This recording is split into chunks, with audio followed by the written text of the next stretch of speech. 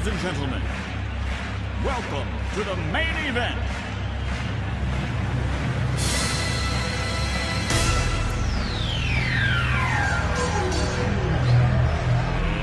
Let's get ready to rumble!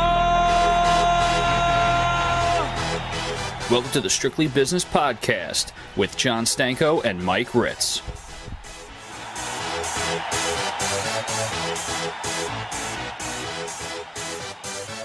Y'all ready for this? It's not personal. It's strictly business. Welcome, everyone, to another episode of the Strictly Business Podcast. John Stanko and Mike Ritz here, getting ready to give you our picks for the Week 3 of the NFL season. Mike, I think we'll both admit that last week was a rough week in terms of the picks. For me especially, I'll admit it's the worst week that I've ever had in picking games. But Week 2 posed a lot of difficulties for us. Yeah, Week 2 was certainly a week to forget, especially for the both of us. But it was an enjoyable week to watch. A lot of close games. Unfortunately, it didn't bode well for our predictions. No, it did not. I will say this: I went in a dismal 4-12. It is awful. It's tragic. Yeah. It's horrific. I wish I had Stephen A. Smith's vocabulary so I can go off on more pessimistic adjectives to describe my week of picks.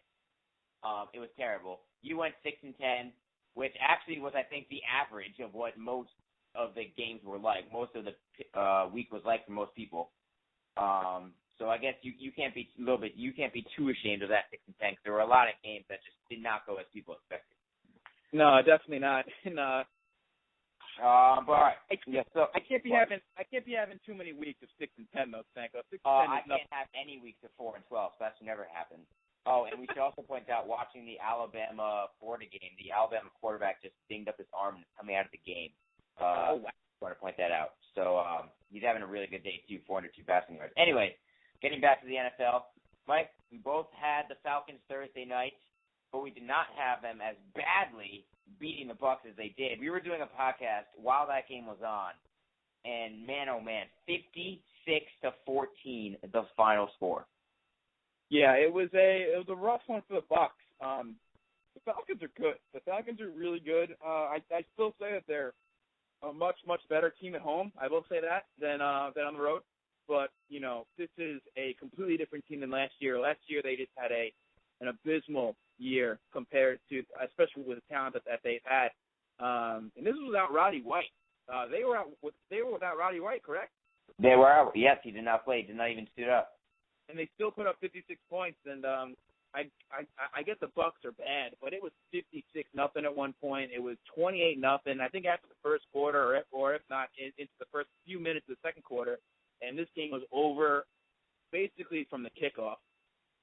Yeah, and Falcons drove right down the field, and it took less than 3 minutes for them to score a touchdown.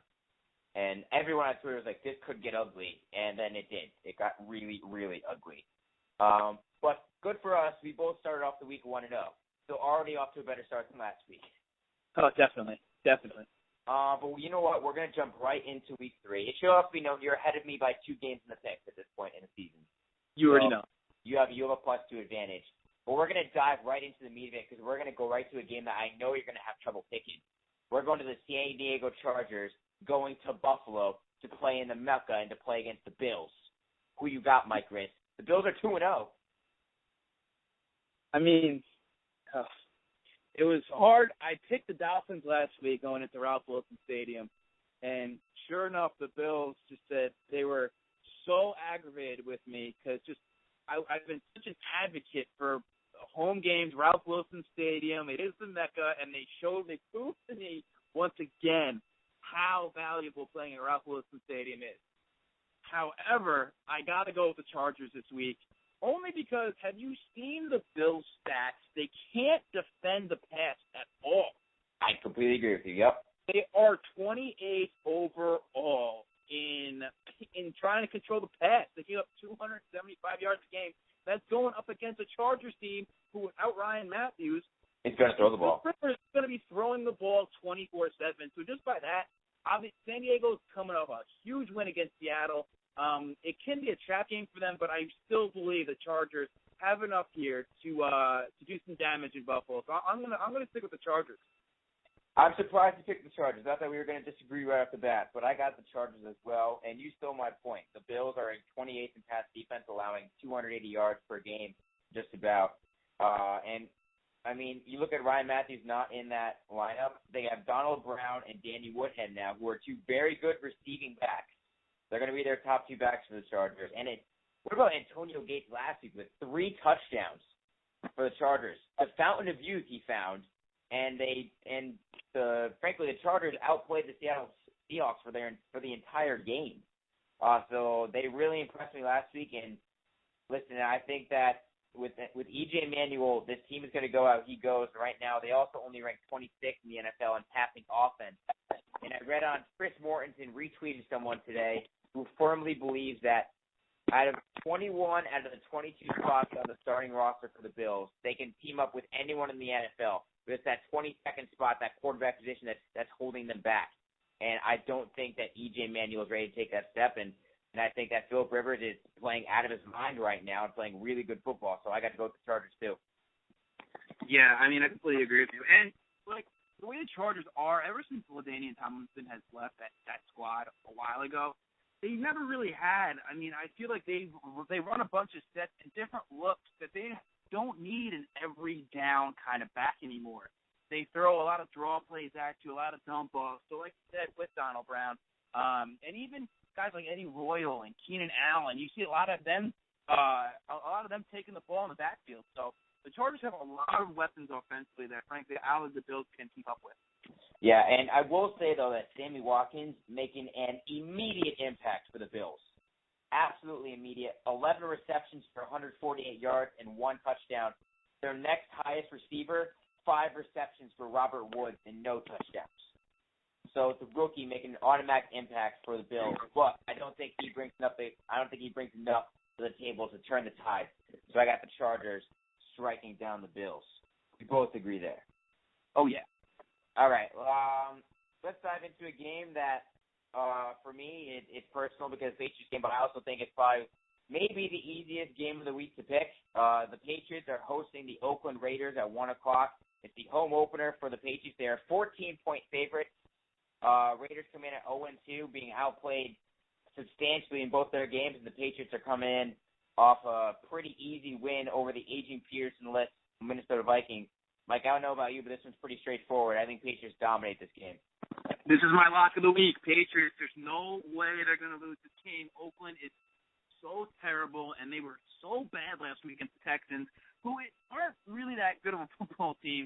And it's the Patriots home opener, and there's no way the Patriots losing this game. They've obviously too many weapons. Oakland just doesn't have anything going for them right now, so it's simply put, Patriots are my lock of the week. I will say they are not my lock of the week because it should also be noted that both of our locks of the week last week lost in the New Orleans Saints, who lost to the Browns. So I'm not gonna continue the jinx, and I'm not gonna pick the Patriots as my lock of the week because I'm just superstitious like that. But I agree the Patriots should win handily. They are 14-point favorites. I'm worried for Derek Carr, he's a rookie quarterback going against an experienced secondary that contains the likes of Darrelle Revis. Will he throw to Darrelle Revis once? I think that's a legitimate question to ask. Does he throw in his direction at all? I honestly don't see more than 3 pass attempts on the side of the field that Darrelle Revis is on. I mean, Derek Carr's got to be terrified of him. Yeah, but when you're down 28-0 early, I don't think it's going to matter. So I'm sure he'll get some. He'll throw his way because it's gonna be a blowout. So I don't think it's gonna matter. Thank you. All right, fair point. Moving on to another 1 o'clock game, we got the Dallas Cowboys coming off a big win against the Tennessee Titans. People were high on. They're going to St. Louis to play the Rams, who are 1-1, picking up the win last week. How do you see this one shaking out, Mike? Cowboys Rams. I mean, the Cowboys were a completely different team last week than in Week 1. They looked pretty good, and that's the kind of display that I still think the Cowboys are going to bring. I have to finish second in the division. But yeah, here I have the Cowboys improving to 2-1, playing in St. Louis. St. Louis, not a very good team. Their win came up against a bad Buccaneers team that we saw on Thursday. They got crushed, like we spoke about before. And frankly, Buck should have won that game. I don't know if you saw the end of it. They lost on a 10-second runoff because the guy was hurt, and they didn't have any timeouts left. So they lost on a 10-second runoff. But the Rams just don't have enough going up against the Cowboys. And then the Cowboys really had a good bounce-back game. Last week, beat a good Titans team. Their offense looked great, and their defense surprisingly stood. The Cowboys looked great last week. I think they have a lot of weapons that they know how to use on the offensive side. I think their offense is going to be way too much for the Rams. Yeah, how about DeMarco Murray thus far? If you were to have, this is crazy, but if you were to have an early MVP candidate 2 weeks into the season, which is absolutely insane for me to even say this, but you got to think about DeMarco Murray's first 2 games, 51 rushing attempts, 285 yards, averaging 5.6 yards per carry, and had 2 touchdowns as well. Also, he's received multiple passes, too. So, DeMarco Murray, if he can carry the load of this offense for an entire season and stay healthy, which has been a big problem for him, the Cowboys may surpass my expectations, and they may surpass all expectations. Because you're right, the defense, I think, has stood pat except for that opening portion against the 49ers where they got absolutely ransacked. But you got to hope Dez Bryant stays healthy. Questionable heading into this one. But even if Dez Bryant doesn't play, I still have the Cowboys coming out on top. Yeah, I just really have no faith in the Rams. I didn't have any faith in them last week. They surprised us with a win, but the Rams, I still think they're one of the worst teams in football. Yeah, especially with their quarterback situation. So we both agree there. We're agreeing on every game thus far, Mike. We're 3 for 3? 3 for 3. Well, let's do another 1 o'clock game. It contains 2 of your favorite teams, the Washington Redskins heading to the Philadelphia Eagles. This is such a tough game, though. I think any game further now that Kirk Cousins is in is going to make me want to take the Redskins in any game. I mean, I just think that the Redskins are a completely different football team with Kirk Cousins as their quarterback. RG3 obviously out for the year. This guy's this is his shot. This is his shot. Week 3 looks like Kirk Cousins is going to be the every week quarterback, the leader of this team, trying to bring his team into the playoffs, and they're going to go up against a really good Philadelphia Eagles team. Unfortunately for Kirk Cousins, they're playing Philly in Philly. Philly is very good, and I have Philly winning the division, and I have them winning in Week 3 against the Redskins. Eagles have way too many weapons. They're great at home. I think that as good as Kirk Cousins is, I don't think it's going to be enough to kind of outdo the Philly offense, because that offense is fast, it's quick, it's hard to stop, and I don't think the Redskins have enough defensively to stop the potent Eagles offense. So as good and as much as I like Kirk Cousins, despite him being a Redskin, I think the Eagles are too good here, and I have the Eagles improving to 3-0. I agree with you. How about Darren Sproles? Darren Sproles? Yes, and we said, I'm sorry, Stanko, but we said even last week, have you seen their offense? I would run a screen pass to Sproles 24/7, and you would never lose. There's no way to stop this guy. No. I mean, I think that the Eagles knew they were getting a good signing when they signed him. I don't think they expected him to be as productive as he has been the first 2 games, and how explosive he was last week. 21 fantasy points, had some runs that were just reminiscent of him back in his glory days, where he was absolutely dynamic. He's been dynamite for them. Frankly, I think he's had a more impressive year than LaShawn McCoy thus far. But I do have to agree with you. Granted, I think this game will be close. Because I think that the Redskins are going to come out with the fire with Kirk Cousins under the helm to start a game. He's going to have a full week of prep with the starters. I think it's going to be close. And the Eagles have started off games notoriously bad. And I don't think they can afford to do that this week, but I think that Chip Kelly will have them right for the start of the game. I'm interested to see how many points are scored, because both defenses aren't too solid.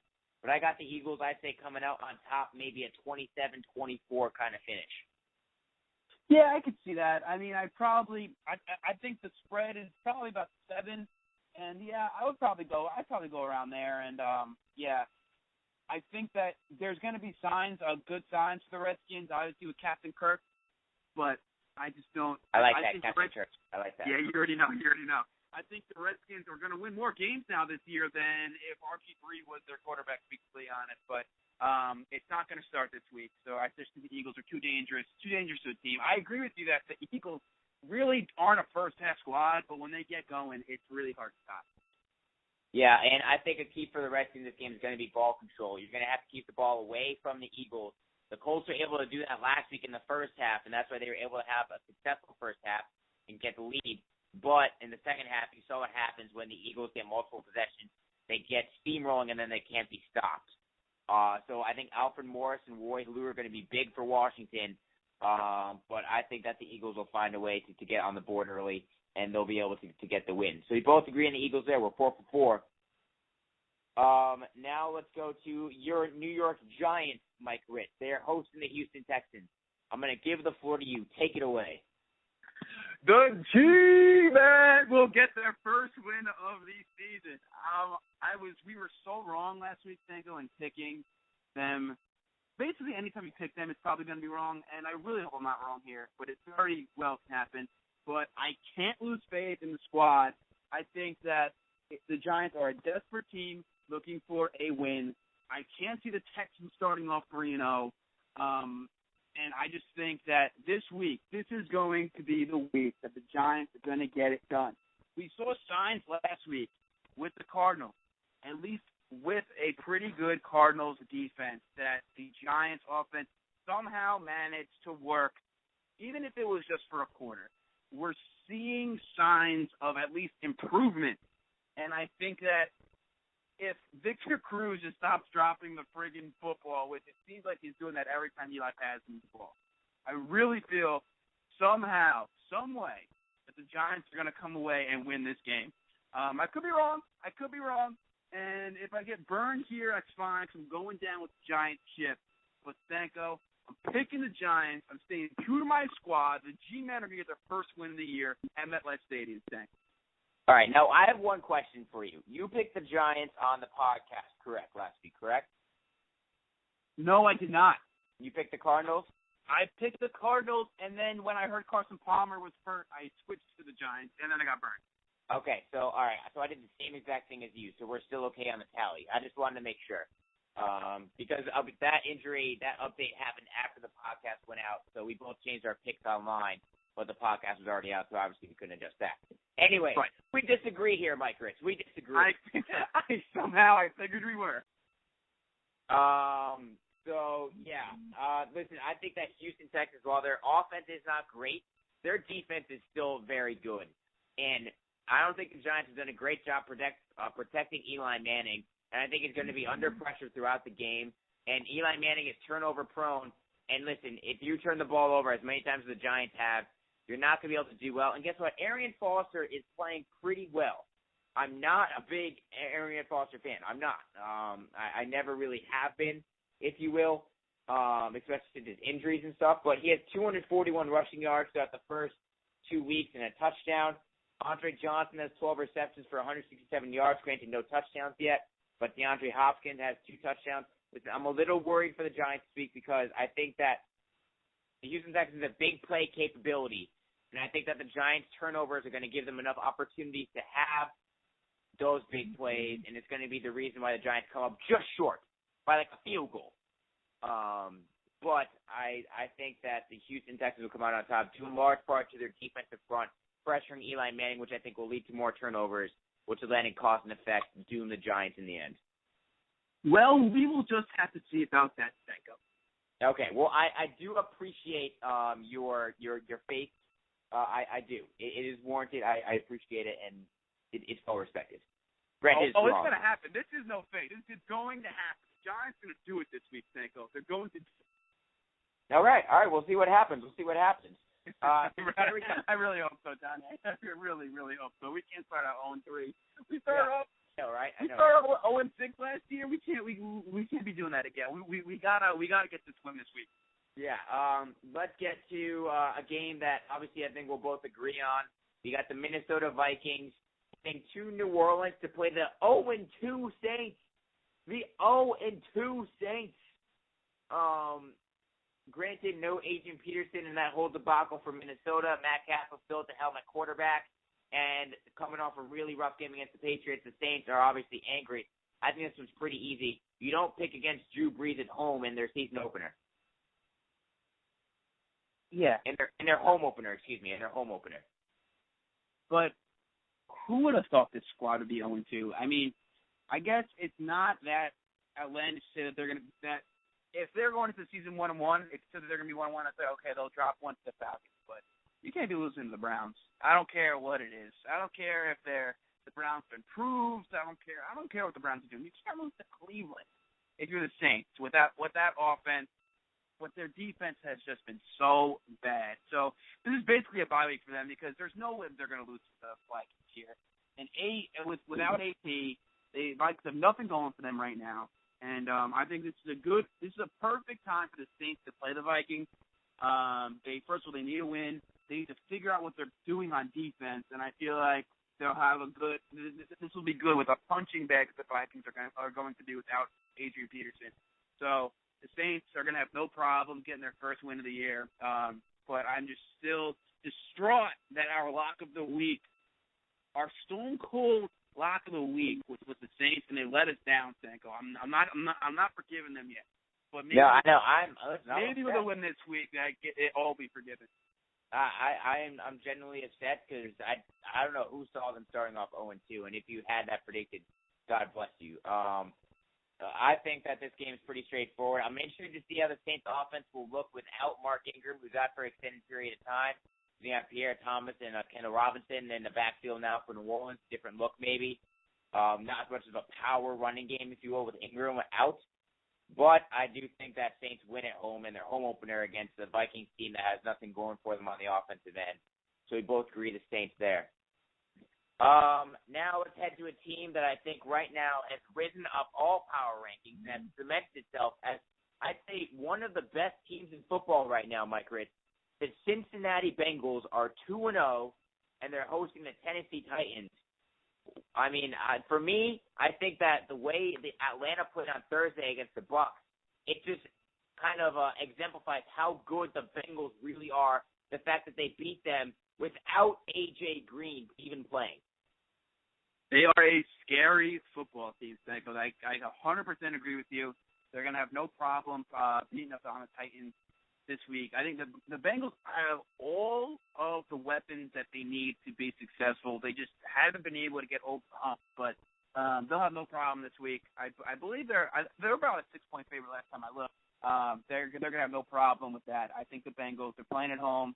They're a scary team. Titans, although they're pretty good, they're not as good as the Bengals. So I just think it all relies on if Andy Dalton can be that quarterback that at least can he be the quarterback that his contract says that he is. And let's see right now they are playing phenomenal football, and I don't think it's going to stop here in week 3 either. I agree. They are third in the NFL in passing offense with 301 yards passing per game. Now, A.J. Green is questionable this week with the turf toe. Not entirely sure if he'll play. He wants to play, and it seems like he's going to, but how many snaps is he going to get, and is he going to be needed against the Titans? That's going to be the big question. But regardless, Andy Dalton playing very well so far this season, and Giovanni Bernard playing well. The one thing I will say is that they're 27th in pass defense, averaging 270 yards let up per game through the air. But for me, the Titans' passing attack is not scary enough to warrant any concern for me. So that's just I got the Bengals winning this one by at least 10 points. Yeah, I completely agree with you. Also, Bengals are undefeated at home. They didn't lose at home at all last year, and they won their first home game this year. So they've won their last 9 straight home games. So that also goes into the equation. I mean, it's no Ralph Wilson Stadium, but I guess it'll do. All right. Now let's get to a very interesting game, and one we might disagree on, but I think regardless, I think we can agree this is going to be a very interesting contest. The Baltimore Ravens taking on the Cleveland Browns in an AFC North battle. It's a rivalry game, and the Browns are coming off a big win against the Saints. How do you see this game shaking out, Mike Ritz? I had a feeling that you were gonna go off the cuff here, but I'll tell you why I'm picking the Ravens. First of all, as good as the Browns have played at home so far, look at the teams they've played. They played the Steelers and they played the Saints, whose defenses have declined, and I think that's going to be the key. I still take, out of those three teams, I think the Ravens defense has looked the best so far this season. I still believe that. I really do. They are great defending the run, and frankly, that's how Cleveland has really gotten through these games, by their control of running the football. Even without Ben Tate, their backs in West and Crowell have been fantastic. But Ravens have been able to control the run. The opposition they've only allowed 89 yards per game in the past two games, and I think that's kind of what made me pick the Ravens right now, trying to get them over the hump. As good as the Browns have played at home, and as surprising as the win as they had against the Saints, I think that the Ravens, with a little more rest than the Thursday night game last week, will be able to handle the Browns here on the road. You are correct in gathering that I'm going off top. I'm picking the Cleveland Browns. I think that their rushing attack is going to be able to do okay against the Ravens defense, which is, it's top third in the NFL. I think they're ranked 8th right now, if I'm remembering correctly. But listen, I don't have faith in the Ravens, and I'm not a big Ravens guy. But the big thing is that they went up against two very good running backs, and the Ravens went up 89 yards. I don't know why, but it's a gut feeling. The Cleveland Browns fans are now more excited than I think they've been in a long time, because they're going up a huge win against the Saints. And now it's a division rival coming to town for two state home games. Brian Hoyer's played well. I think Brian Hoyer's going to need to have Jordan Cameron play. He's questionable according to ESPN last time I checked. But they need to have that tight end in the game, because he is their best passing option and passing playmaker. But I'm going to go with the Browns for the defense. I think they'll create some turnovers. And I still think that the Ravens are going to be a bit distracted by the whole entire thing happening with Ray Rice and now the owner covering it up and stuff like that. And I think it's going to be a little bit of a distraction. Granted, last Thursday it wasn't a distraction at all with the Ray Rice video. But my gut tells me the Cleveland Browns, and I got to go with my gut. So let's go the Browns. Let's go Dogs. How about a great scheduling for the Browns? 3 straight home games to start the year. Yeah, that's pretty solid. But what do they do after this now? They have a bye, and then they're, granted, the end of their season is at Carolina and at Buffalo, so that doesn't do them any favors. Yeah, no, that definitely doesn't. That is quite unfortunate, but but that's I figured looking at the match this week, I was like, I wouldn't be surprised if Stanko picked the Browns. So we'll see. It's gonna be a close game. I would see it as a low scoring game as well. I think it's gonna be a low scoring affair. Yeah, I think it's gonna be low scoring. But let's get to a game that's gonna be really high scoring. I think the Green Bay Packers, who escaped with the win against the Jets after a little controversy, they came back. They got the W. And they're going to be heading to Detroit, which kind of got, I don't know if you want to say exposed, but they got shut down by the Carolina Panthers defense last week. I think this game is going to be really, really high scoring. It's indoors with two quarterbacks who love to sling it. I got to think you agree with me here. I completely agree with you, and I expect a high scoring game. It's probably going to be one of the most entertaining games to watch. But I'm going to pick the Packers. I'm going to pick the Packers because every time the Lions show what they are capable of, I always feel that they take a step back. And that's exactly what has happened this year. They had a good win, obviously a good win against the beat-up Giants, and then they just came back and they put up a dud against the Panthers. And I feel like there's another opportunity to kind of show where the Lions are, especially against the best team in their division. And I think every time the Lions have an opportunity, they always fall short. For whatever the reason, they always fall short. And I think they're going to again. I think the Packers are too good. I think Aaron Rodgers is too good. And although they are playing in Detroit, I just feel that Green Bay, really is gonna handle this game. Let's see. Obviously they have Calvin Johnson for Detroit, but I think the Packers are just too explosive of an offense, and I think the Packers are gonna hold it down. I think this game. If you look at it on paper, it's a toss-up because you got two quarterbacks who love to swing the ball with two great receivers, and Matt Stafford, and Calvin Johnson and Jordy Nelson. But I got to go with the team that doesn't shoot itself in the foot, like you said. I got to go with a team that's more consistent, and that's the Green Bay Packers.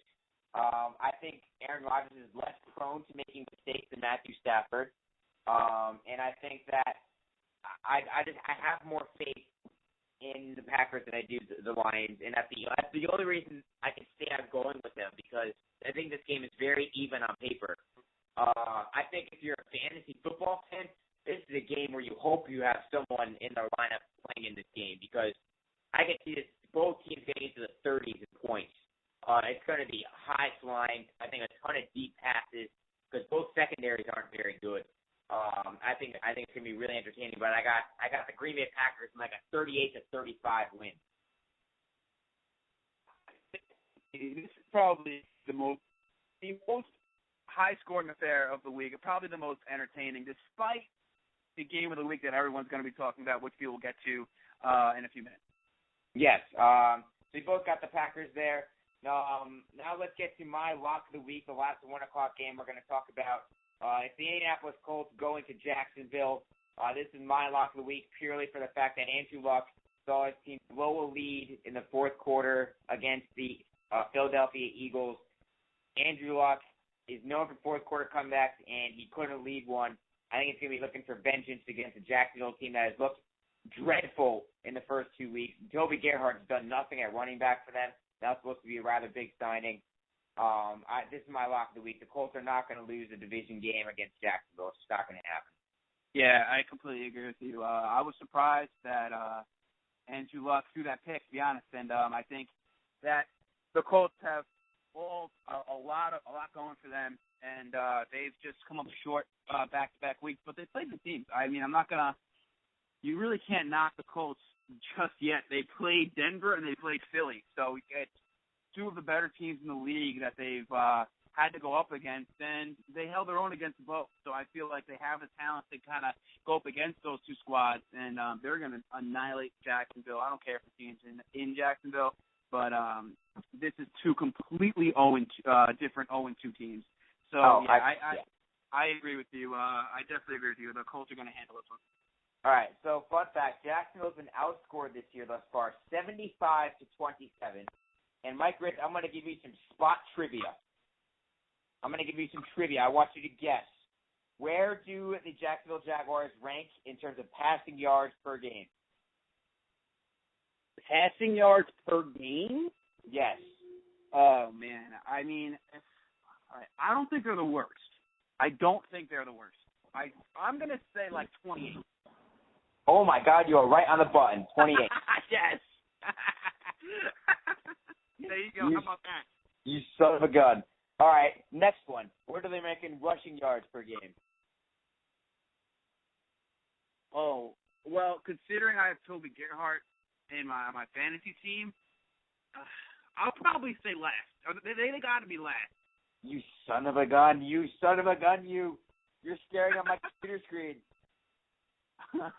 They've only averaged 44.5 yards rushing per game thus far. Wow, that I did not know. I'll be honest. Thank God you didn't ask me that. I did not know that. 44 yards?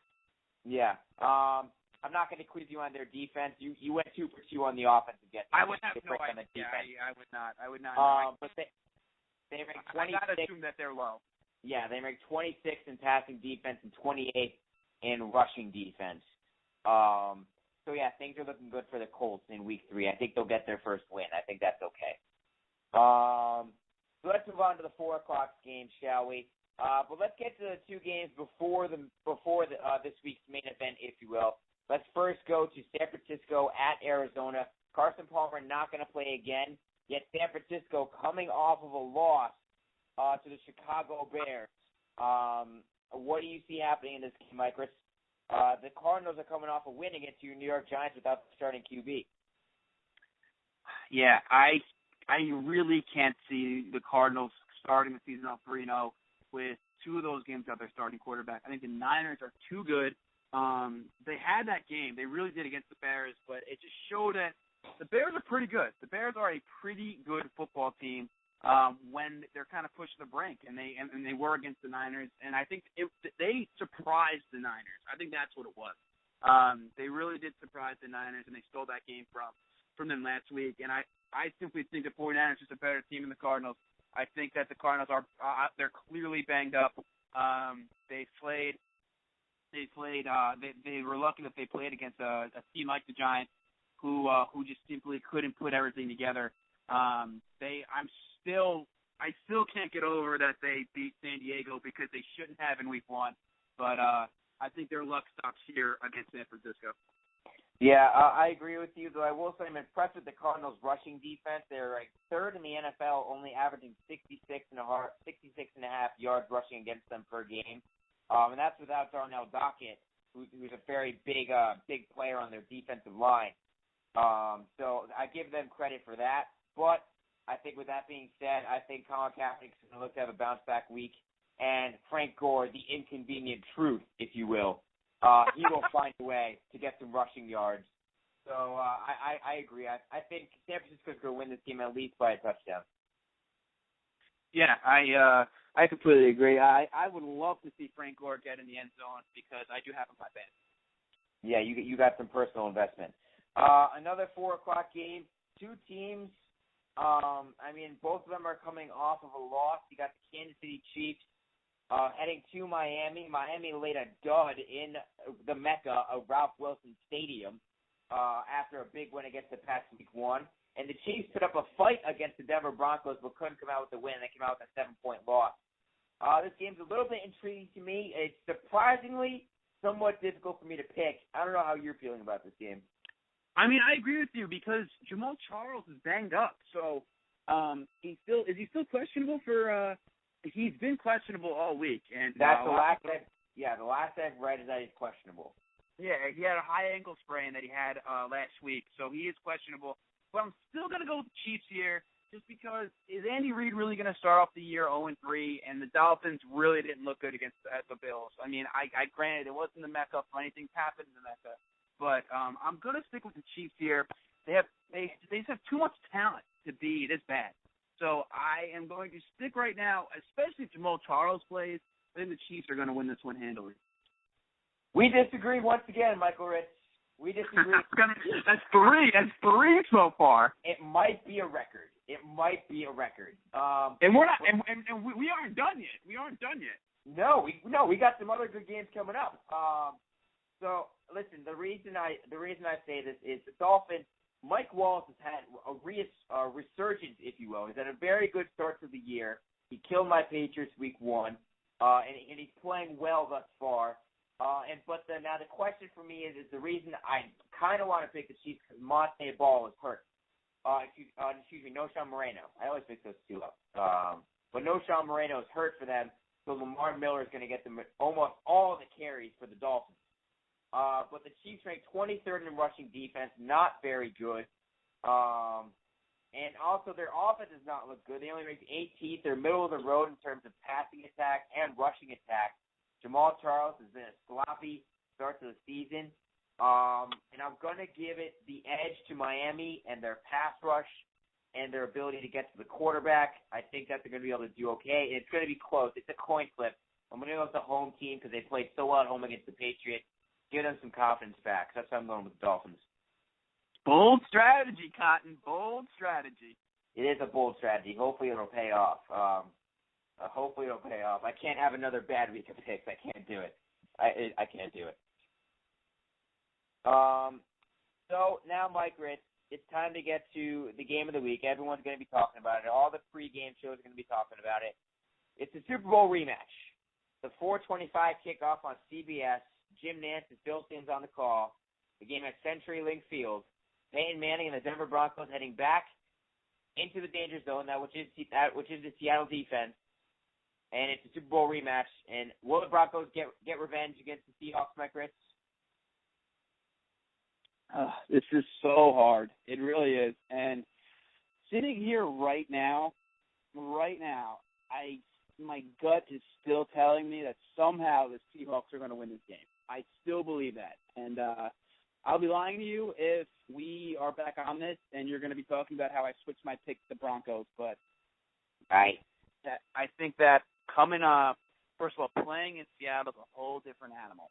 And as much as the bitter taste that's in Peyton Manning's mouth, I still think that defense and just the balance that Seattle has is going to be too much for Denver. And I think I'm a little surprised of Denver's defense so far this season. They were supposed to be very, very good. I think they've defended the run very well. But just the pass yards have been awful. And I think with that, I think Seattle is going to.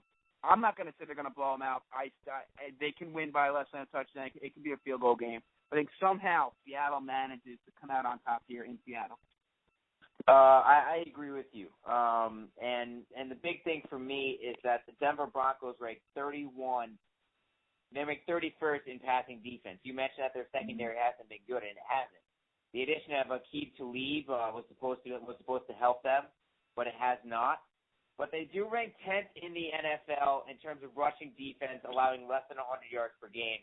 And the big question for me is whether or not the Seattle Seahawks are going to be able to get those rushing yards that they need, because they rank 4th in the NFL, averaging over 150 yards rushing per game. Marshawn Lynch is off to a monster start so far for the actually, Marshawn Lynch isn't off to a great start, but the addition of Percy Harvin running the ball out of the backfield has also been dynamic. He's averaging 14 yards a carry on his rushes and reverses and such. I agree. It's going to be really close, and it's going to be better than the Super Bowl game. I think we can both agree with that. But playing in Seattle coming off of a loss, nonetheless, extra motivated. I got to go with the Seahawks at home. I think Percy Harvin has a huge game for Seattle. I'm going to ask you this thing. I mean, if you were just talking no money involved, and I said that Seattle's a 6-point favorite, who would you take? Denver. You would take Denver, so you would take the points. I would take the points. I think it's safe because I don't think the Broncos' offense is going to come out and be a dud like they were in the Super Bowl. I don't think that. I do believe this game is close, and I probably agree with you. I probably would take points, but yeah, I think Seattle is going to come out on top here. I had the inclination you were going to go with Denver in the revenge pick, so I'm a little bit disappointed. Sorry to disappoint you. I'm sorry. All right, so there you go. Those are all the afternoon games for Sunday. Let's head to Sunday night football, where Carrie Underwood will sing us into the Pittsburgh Steelers heading to Carolina to play the Panthers. Panthers getting a big win, defeating the Detroit Lions, shutting out that offense, not shutting them out, but really just suffocating them so they couldn't move the ball effectively at all. Pittsburgh coming off a rather embarrassing loss last Thursday, 26-6 at the hand of their rival, the Baltimore Ravens. For me, this game, I think, as much as I want to say it's going to be close, I don't think it's going to be. I really think that Carolina is going to handle the Pittsburgh Steelers.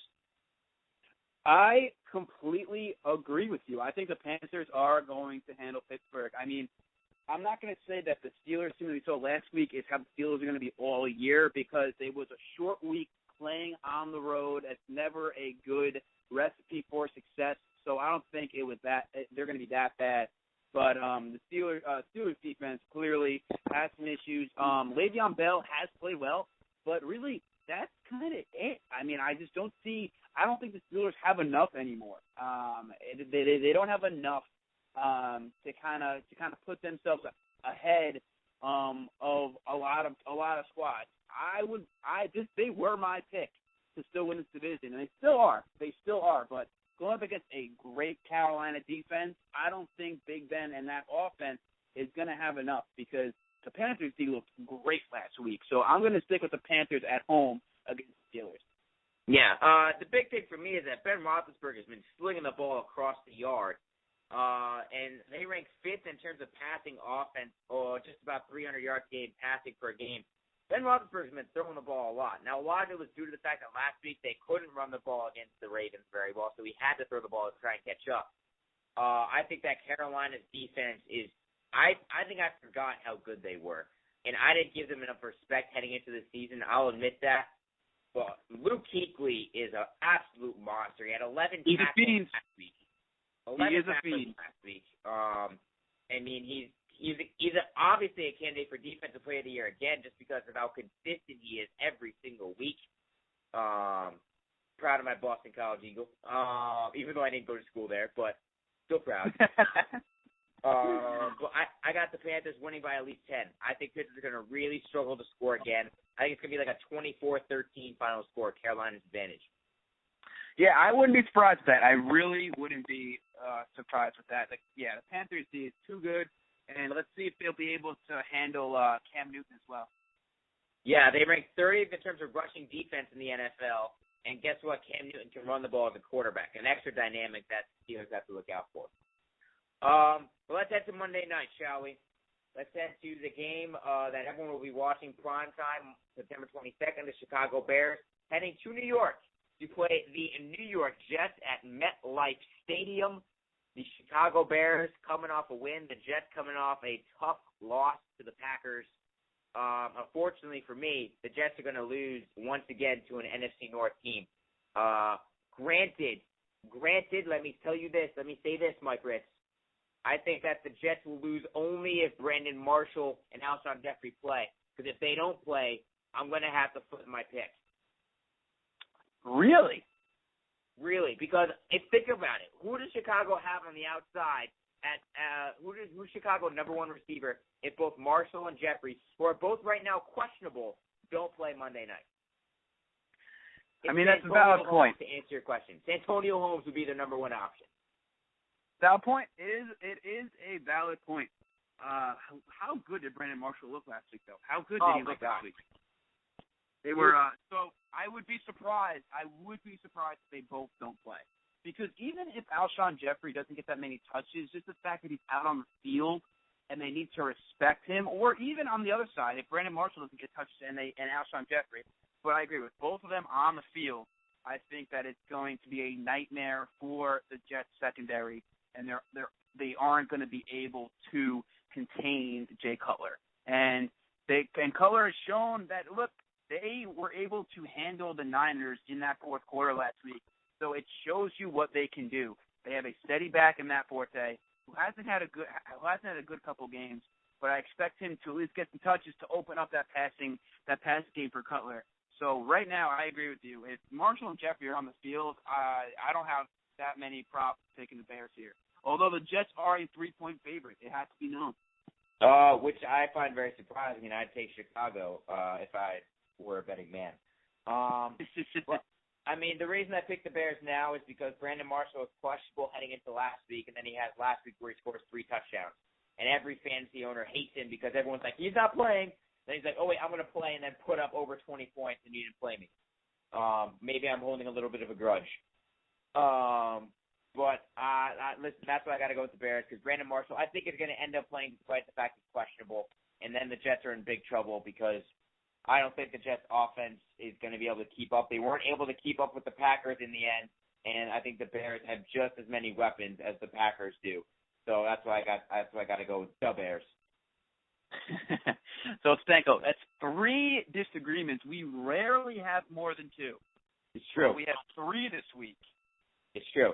To recap, you have your Giants getting their first win at home against the Houston Texans, and I have the Texans just starting off the year 3-0. That's one.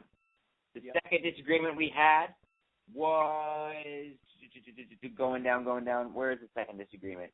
We have the Ravens. I have the Ravens getting a win against a Cleveland Browns team who has shown some promise at home. So I have the Ravens, and Jonathan Stanko believes that the Browns will start off the year 2-1. That I do have, and then our last disagreement: Kansas City Chiefs at Miami, a sneakily tough game to pick. I got Miami and their defense going to be able to hold down the fort against Alex Smith and their offense, but you think that Kansas City, Jamal Charles will play and they'll be able to score enough points to outmuster the Dolphins D. So there you go. 3 differences, Mike Ritz. I'm hoping I can go 3-0 in those games and reclaim this 6th title, but we'll see what happens. Yeah, I'm trying to bury you, Stank. I'm trying to bury you early to see. So I know. I'm